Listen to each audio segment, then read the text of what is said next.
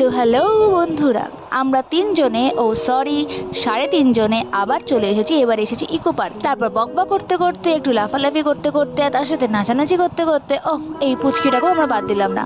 তারপরে সুন্দর লায়ন মূর্তিকে আদর করে আমরা ঢুকে পড়লাম জাপানিজ ফরেস্টের ভেতরে। তারপর পাশ দিয়ে টয় ট্রেন যেতে দেখে দার্জিলিং কথা মনে পড়ে গেল। সেখানেও চলিনি, এখানেও চললাম না। जनता माफ नहीं करेगी। যাই হোক, তারপরে এই গোপন রাস্তার মধ্যে দিতে দিতে ছমছমে পরিবেশের মধ্যে এসে আমরা উপস্থিত হলাম।